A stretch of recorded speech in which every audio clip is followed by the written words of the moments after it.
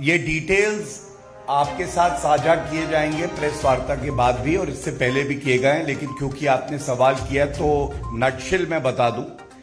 एक composite annual package है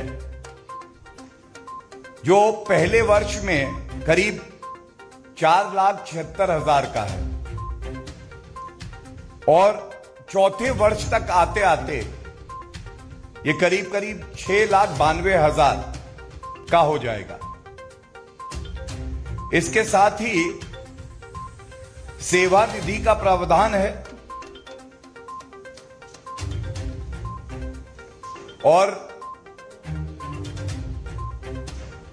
जब आप 4 वर्ष की जो सेवा है वो पूरी कर लेते हैं तो ये सेवा निधि का जो पैकेज है जिसमें सरकार भी कंट्रीब्यूट कर रही है वो आपको मिलेगा।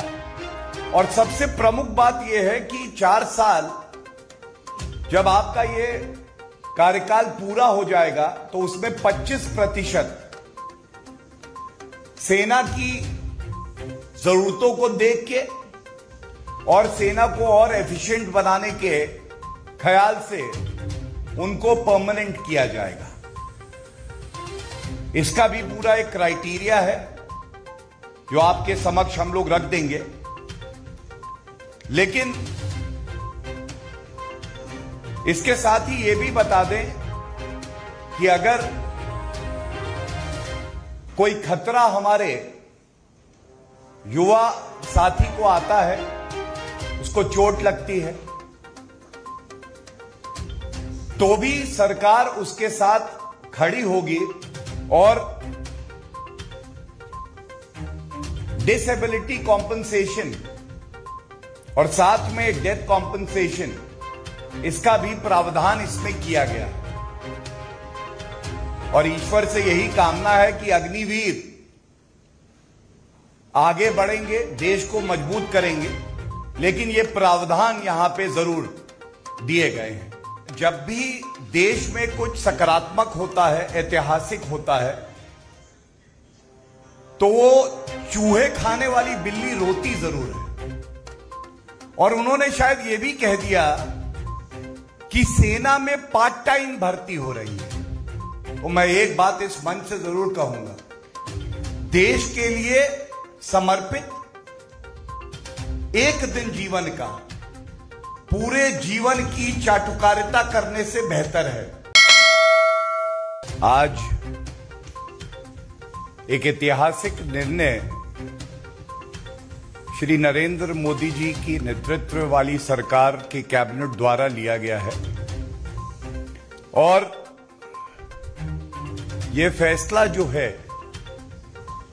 ये भारत का भविष्य और उज्जवल करेगा, हमारी सेना को और मजबूत बनाएगा और जो हमारे देश के युवा हैं उनको ये अवसर प्रदान करेगा कि वो देश की सेवा कर सके। One more historic decision has been taken by Shri Narendra Modi ji led government today. And as we all know, in the past also, historic decisions to strengthen our country, to strengthen the Indian armed forces have been taken in the past, like one rank, one pension implementation, ensuring that the country has a war memorial that was long due. And in the same direction, today, Agnipath scheme has been announced by the government. At the very outset, on behalf of the Bharatiya Janata Party, on behalf of respected National President Shri J.P. Nadda ji, will like to congratulate the Honorable Prime Minister Shri Narendra Modi ji and his cabinet for taking this historic decision. First of all, it is important to understand the right perspective and the objective of this decision. ये जो ऐतिहासिक कदम उठाया गया है, इससे देश को क्या लाभ होगा, कैसे हमारी वीर सेना को लाभ होगा और देश के नागरिकों को लाभ होगा, ये जानना अति आवश्यक है। आज एक प्रेस वार्ता आदरणीय रक्षा मंत्री श्री राजनाथ सिंह जी द्वारा की गई थी। उसमें इस परियोजना के विभिन्न पहलू आपके समक्ष रखे। कुछ और बिंदुओं पे मैं आपका ध्यान आकर्षित करना चाहूंगा। ये भारत का चरित्र है कि हर घर में जो युवा होते हैं उनका एक सपना होता है। माता पिता अपने बच्चों से कहते हैं कि भारत की सेवा करना, इससे हमारा मान बढ़ेगा और देश भी गौरवान्वित होगा। हर बच्चे का भी यही सपना होता है कि मैं सेना में जाऊं और देश की सेवा करूं। आज ये जो ऐतिहासिक निर्णय लिया गया है, ये इसी दिशा में एक कदम उठाया गया है। इसके तहत जो हमारे युवा साथी हैं, वो 4 साल की सेवा देश के प्रति समर्पित होके कर पाएंगे। इस पूरी परियोजना की खास बात यह भी है कि ये अखिल भारतीय योग्यता पे आधारित भर्ती होगी। इससे यह भी लाभ होगा, हम सब जानते हैं भारत वो देश है जहां विविधता में एकता पाई जाती है। जब भारत के हर हिस्से से जो हमारा भविष्य है, हमारे बच्चे, हमारे युवा सेना में जाने का अवसर पाएंगे, तो यह हमारे देश को भी एक नई शक्ति, एक नई सोच, एक नई ऊर्जा प्रदान करेगा।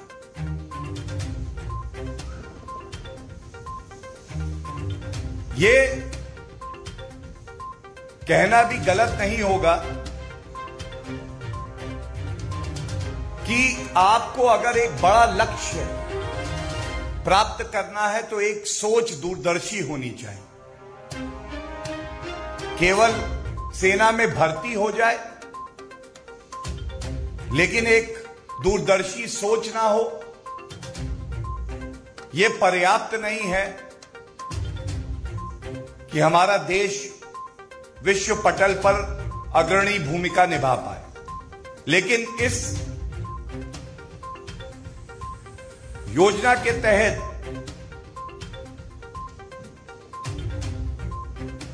ये लाभ हैं जो दिखाई देंगे। सबसे पहले हमारी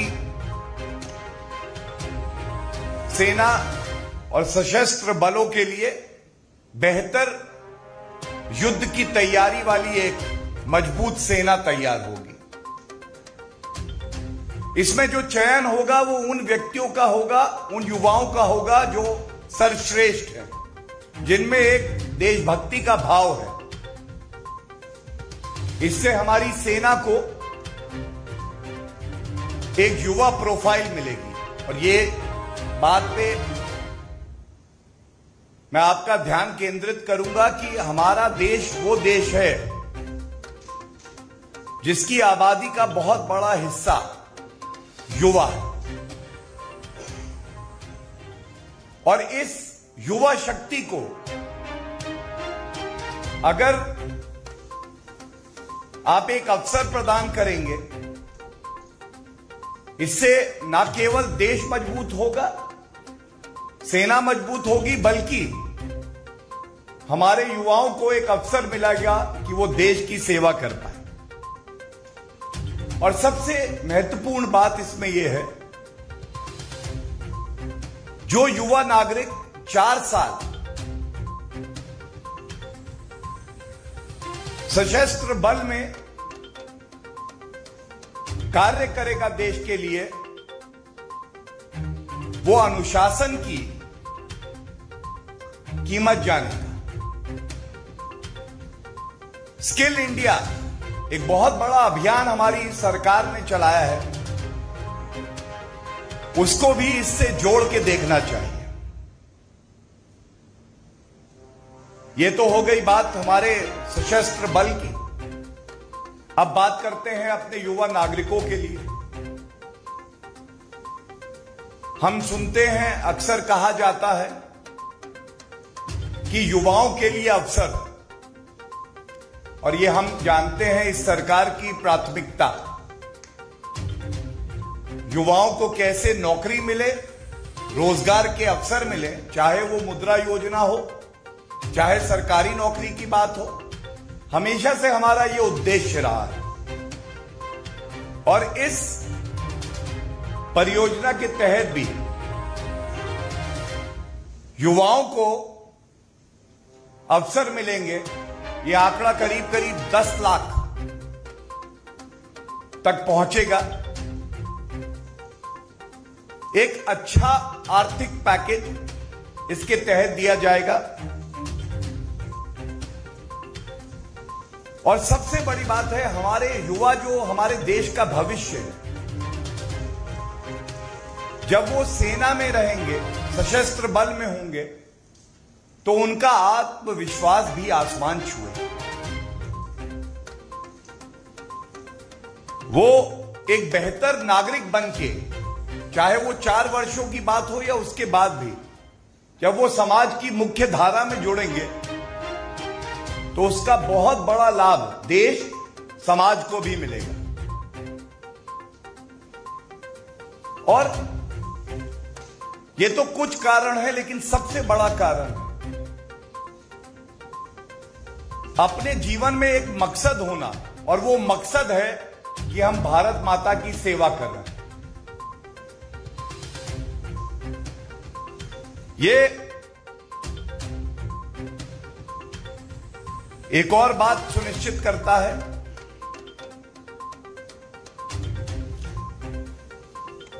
हम सब जानते हैं किस तरह से अगर विश्व पटल पर भारत को अग्रणी भूमिका निभानी है, तो जो हमारी सेना हो, सशस्त्र बल हो, इनको कंपेटिटिव रहना है। एक ऐतिहासिक फैसला लिया गया है। कई और देशों की जो सेना है, उसका अध्ययन करने के बाद किस तरह से अपने युवा टैलेंट, अपने युवा पूल को देश टैप करते हैं,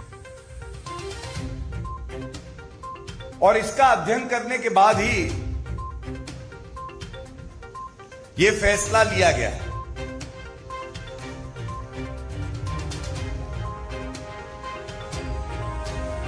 इसमें जो फाइनेंशियल पैकेज है, उसके डिटेल्स जो सरकार द्वारा प्रेस वार्ता की गई उसमें दिए गए। लेकिन एक मोटा बिंदु मैं ये जरूर कहूंगा कि अगर कोई युवा अपने आप को देश की सुरक्षा के लिए समर्पित करता है, तो ये जो फाइनेंशियल पैकेज उसे दिया जा रहा है, इसमें उसके और उसके परिवार का हित भी ध्यान में रखते हुए इस परियोजना को लाया गया है।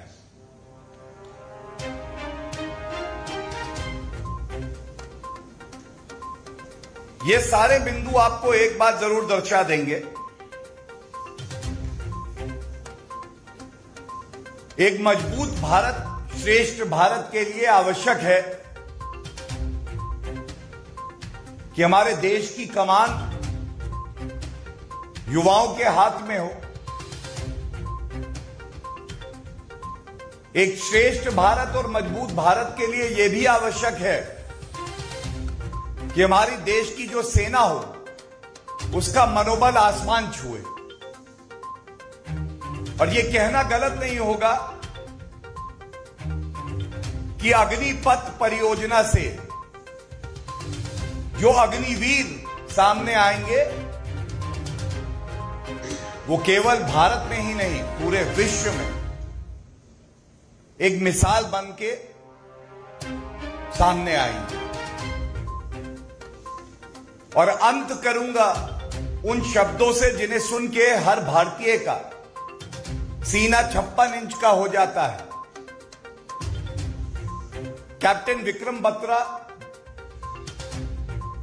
उन्होंने कहा था कि हमारा तिरंगा हवाएं नहीं उड़ाती हैं, हमारा तिरंगा उड़ता है जवानों की सांसों से।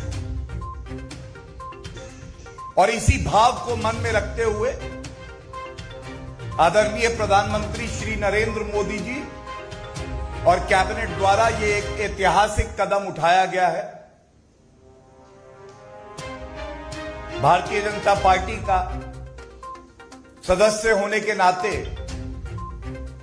हमारे लिए भी एक गौरव का क्षण है। धन्यवाद।